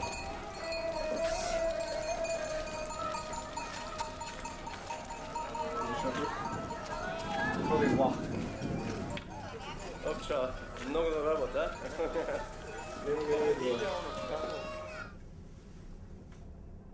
The Vlachs are probably the most famous of the nomadic shepherds in the Balkans. In Bulgaria, they live primarily around Vidin, right? In Serbia, around Negotin, Sajača. In Macedonia, you find them actually, all over where they're mountains. I've met Vlachs in Struga. There are Vlachs in northern Greece. I think this is it. This is it. This is great. This is likely a party that's going to fetch the bride. Okay, in the old days, the custom was when a young man and woman are getting married, the groom's party have to go to the bride's house and usually pay a ransom to be admitted to the house. And usually there's been some negotiations. They will not enough. You can't come in. They try to sneak in through windows or through a back door. And then the bride's family had people posted to guard the windows and back doors, etc. Finally, when they paid enough money, all right, you can come in now, right? And so there are all these rituals that will take place. I'm sure is aware of, has gone through this sort of thing, right, in their own family. But this, you don't see the bride. I don't see the bride in this group, so that's why I concluded that it's the groom's family making a procession to the bride's house to fetch her, and then accompanied, of course, by musicians. And the drummers is tremendous. Playing a 9. Quick, slow. Quick, slow. Double, triple. Double. And of course, everyone just dances along. And this is a very common characteristic. Later on, you see in Struga, Southern Macedonia, the year before. These guys. The most skill is right here. Watch this left bed. Again, Vrumla.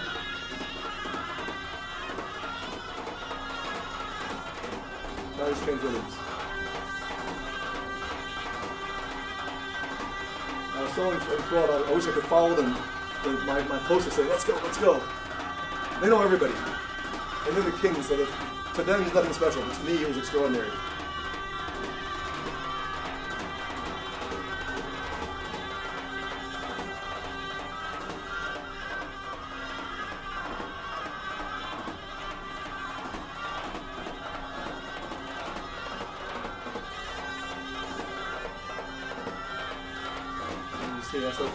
I turned around and started following them with the camera.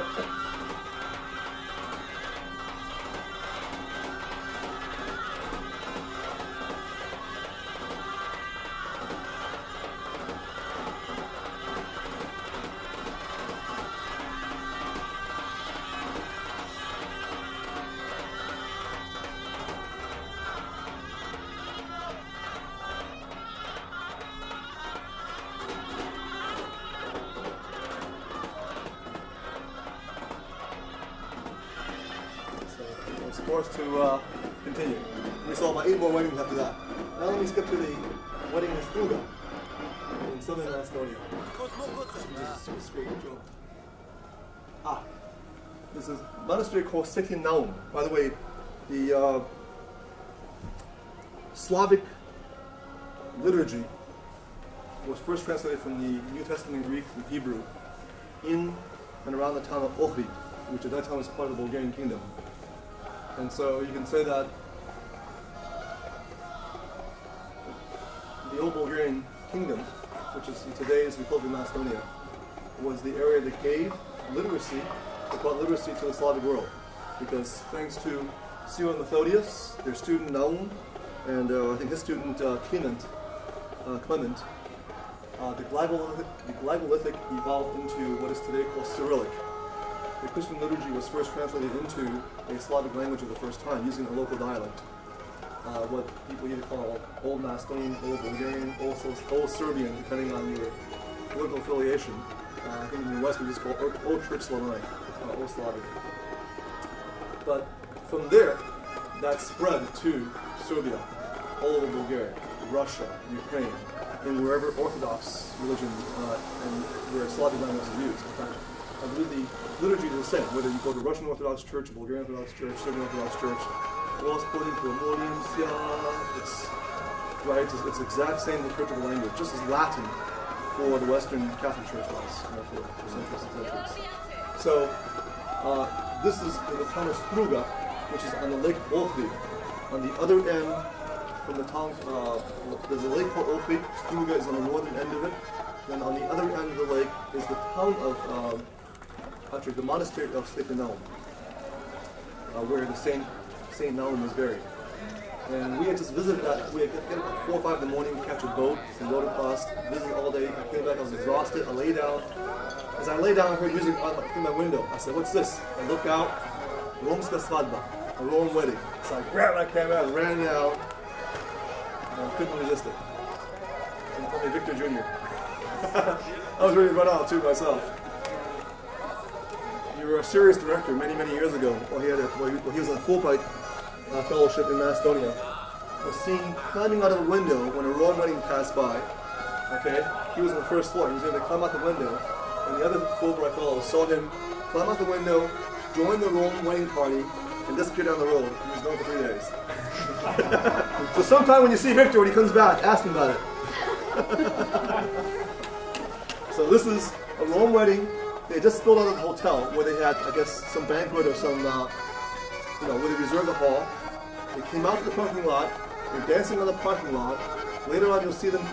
They're right down the middle of the street. There's not that much traffic in Struga, so you stay seeing them right down the middle of the street and then into the Roman Quarter.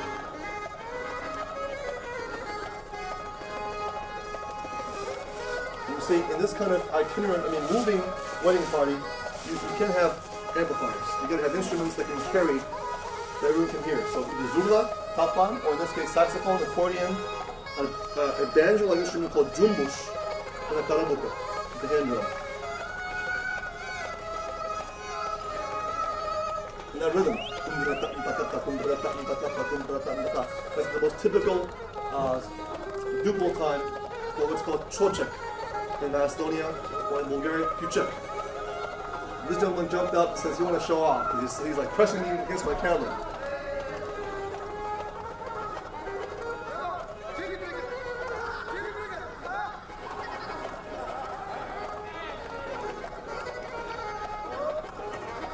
So this is the real Roma life.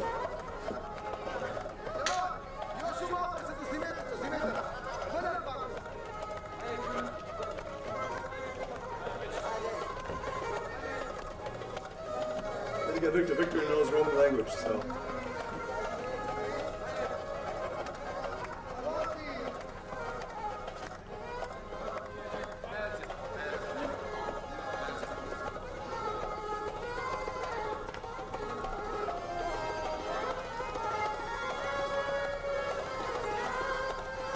So, any questions about, by the way, my pad make it all the way around? I hope you guys can. Well, we'll come. This is actually not my pen. So whose pen is this? Okay.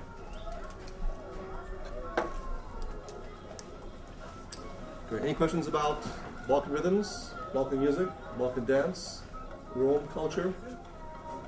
And this. Do you have specific musical traditions for other kind of subcultures within the Balkans, like Polniks, for instance? Bulgaria, do they have their own? Absolutely. I mean, they have, especially songs, right? Songs that are meaningful for them because the Polniks, for those of you not familiar, the Polniks are the Muslim, the Slavs who converted to Islam, who live predominantly in southern Bulgaria. So yeah, there will be folk Polnik songs. They have their own mode of dress. Mm-hmm. Obviously, their customs are different because their holidays, what's important to them in their religion is different from the Christian. But do you generally see their musical traditions more mirroring those of the Turks? I mean, more precisely, or Arabs, for instance? It depends. It's hard to generalize. I would say that the Muslim Albanians of Kosovo probably show a fair amount of Turkish influence in their music, but they also have their own stuff, like all the 12s, and you don't see that so much in Turkish music, but they have those. But as far as the sound of it, like the shargia, and the instrumentation from Kosovo, it sounds very Turkish, I should say. The Torbeshi less so. Those are the Slavic Macedonians who converted to Islam, the counterparts to the Polniks in Bulgaria. They will use primarily Zurla and Kapan in Western Macedonia, like Debar, Lazaropole, Galichnik, which you could argue are more Turkish type instruments, since Turks use a lot of zurna, they call it zurna, right, versus let's say more typically Slavic peasant instruments. But it's hard to generalize because like the kaval is a shared tradition among the Slavic Macedonians, among the Albanians. The Turks, they even use the same word. The Bulgarians say kaval, Macedonians call kaval. The Greeks call it zamares or floira. So you can't say that this is therefore a Turkish instrument, right? There are some ethnographers who argue that the kaval came to the Balkans from the Yuruks, the Yuruk Turks. But it's not clear that that's really the case. I mean, if you go back far enough, I mean, you can certainly find examples of flutes being played in the Balkans among the Hellenic Mycenaean civilization well before that, right? Whether or not the exact kaval configuration for a flute came with the Turks or not, that's, I think, still a matter of debate.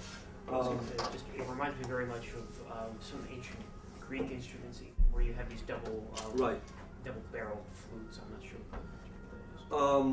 Yeah, there are still instruments called, for example, in ex-Yugoslavia, diple, which means, again, it suggests you have a double, two tubes that are side by side with different figurines you can play at the same time. Dvojnica is another one. Dvojnica, again, it has a single mouthpiece that flares out into two sets of tubes with fingerings, if you will, holes. But the Polmak, yeah, I mean, you can say that there's some Turkish influence, but I wouldn't say it's all. I would say overwhelmingly, Polmak songs still reminds me more of Bulgarian songs, but maybe the text and the subjects, the content may reflect their Muslim religion, right? But as far as musically, in terms of scales, etc., I don't think that the Turks have that much influence. Where you find the Turkish influence to predominate is in the towns. In fact, one of the themes we're exploring this year in our festival with Jim Stoyanov and his orchestra is this tradition called chalgia, not to be confused with the Bulgarian chalga. Okay, chalgia is just the Turkish word for instrument, meaning store-bought instrument, like something that a master maker has to make, versus what a shepherd himself could fashion with his own tools, like out in the field, right? So if you look at town traditions like in Veles, in Skopje, probably in larger cities even probably in towns like Melnik in the old days, during the Ottoman era, but certainly in the larger towns in Macedonia, such as Veles, Skopje, there were very strong traditions in town where wealthy merchants who had big houses, who could afford to hire professional musicians to come to the house in their salons, as it were, to entertain, for private entertainment. Okay, those kinds of town orchestras were pretty much built on Turkish Ottoman traditions. You know, you would have a violin, darabuka, kanun, which is like a zither, a long zither type that's plucked. You would have later on clarinet, sometimes oud, which is used in Arabic music. So that configuration was very common in town music. If you listen to the old town music from Macedonia and just say, and they didn't tell you where it's from, and you might say, oh, it's Turkish. And why? Because it is built along, it is influenced very much by the Turkish tradition. So I think partly it's a matter of economics. It's that to play that kind of instrument, to be educated in Turkish makams, the Turkish modes, you need to have money. You need to have professional musicians who are schooled in it, right? Who could afford that? You know, most peasants in the village would not be privy to that tradition, but the townsfolk would be, right? Because they could hire professionals. If you're rich enough, you can hire them from Istanbul, right? If not, you can hire them locally. And of course, the best players during the Ottoman era, they would do jobs everywhere, right? And the better they are, the more renowned they would be, the more they'd be hired. Even today, if you look at popular music in Yugoslavia, probably not her favorites, but Lepa Brena, Zemljanec, people like that from ex-Yugoslavia, they're very, very popular in Bulgaria, even though their popularity has faded in Yugoslavia. Likewise, Ivo Papazov from Bulgaria, or Tilosi Spasov, who might be coming to Chicago, by the way. And other musicians who are renowned in Bulgaria get hired to play everywhere. Feiruz Mustafov, a Muslim Roma musician from Macedonia, gets hired to play everywhere. Bulgaria, Macedonia. He even told me about being hired by the Bulgarian mafia to play in Sofia. Okay, and for him it was a great point of pride because in the Balkans, especially in Bulgaria, Ivo Papazov is the king. Oh, this girl is marvelous. She's a great Rome dancer. Probably about, I don't know, 10, 11, 12. And his father was telling her, show what you can do. She was a little shy, and her father says, come on.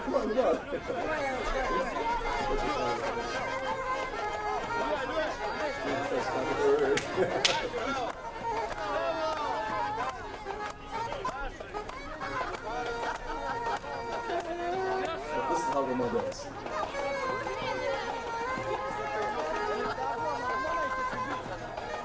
But the famous Roma musicians in the Balkans are known to everybody, and they get hired everywhere. So Feiruz Mustafa, who's from Shtik, Eastern Macedonian town of Shtik, was hired by, he was in 97 at our festival, and he told us a story of how when he was in Bulgaria, he was summoned by some Bulgarian mafioso to come play for him, okay? And mafioso says, how much do you want? Basically like, name your price, you know. And of course, he was showing off, like whatever price you could name, no problem for me. And so Feiruz thought for a second, he knew that Ivo would charge a certain price, okay, because Ivo was like the biggest name. So he just on the spot in his mind said, you know what? The most thing that can happen is they'll tell me no. I ask for double whatever Ivo gets. So he named this some large amount, 5,000, 10,000 Deutschmarks. And then mafiosi basically tells his henchman, the guy, and if Feiruz said, and I know how easy it was. I would ask for twice that amount, And then I think to myself, maybe not, because if they found out how much you're charging, they might take you out in the back and do something else, But so, did I answer your question? Yeah, you did. Yeah. Thank Okay. Any other questions? It's also with the difference between urban and peasant music. It's also Right. because during the Ottoman Empire, in the towns and the cities were primarily Ottoman centers. Turks. Right. And so it was just very different culture, very different, even sometimes ethnic and religious makeup of what was in the town. Right. Yeah, I mean, for the most part, the peasants live in the village. The towns are occupied by Turks, by sometimes Armenians, Greeks, Jews. Those are the town folks. A few wealthy, maybe local inhabitants, but for the most part, it was the occupiers and the people that served them. Right. And then if you're a peasant, and even dress, the Turks and the townsfolk would wear silk, satin, things imported from Paris, whereas the village folk would wear linen, wool, things that they could make on their own from the farm. So, all they could trade for. So, Martin, thanks so much for coming with the guide. So.